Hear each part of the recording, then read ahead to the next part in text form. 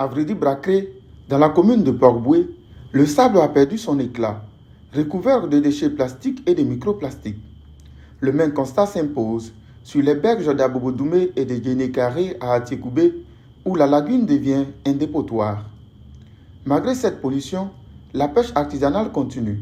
Certains pêcheurs constatent la présence de microplastiques dans des poissons sans mesurer les conséquences. Les poissons, ça arrive à avaler ça facilement. Voilà, avec le temps, quand ça se décompose, et puis maintenant, bon, souvent quand on perd les poissons, on voit ces gens de trucs dedans.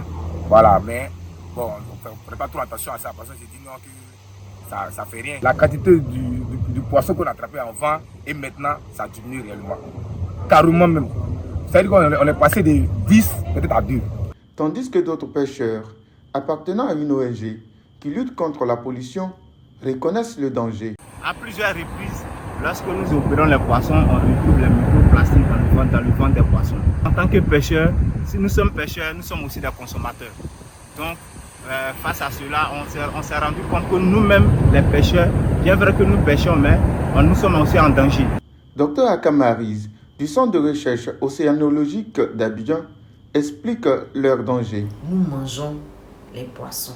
Or, ils vivent dans un milieu qui est déjà contaminé par les microplastiques. Donc, en les consommant, on ingère les microplastiques dans notre organisme. Et quand on les ingère dans notre organisme, eux, ils ont leur voie de transit, ils vont suivre le transit normal, donc ils vont se retrouver dans le foie, dans le cerveau. Tout ça par le canal du foie, qui sont drainés par le sang. Sachez que chaque jour, c'est un camion de benne. Les camions de poubelle là.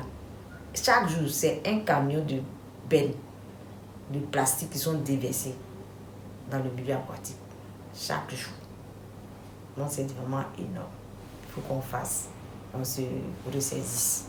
Le directeur de recherche à l'Institut de recherche pour le développement, Philippe Séchi, alerte sur les conséquences. Si effectivement des concentrations de phtalate significatives étaient trouvées dans la chair des poissons, ça signifierait que les consommateurs de cette chair de poisson, sachant qu'ici les sardinelles, elles sont fumées, elles sont séchées fumées, elles sont consommées avec le tube digestif, alors les consommateurs prendraient le risque de s'intoxiquer avec ces phtalates.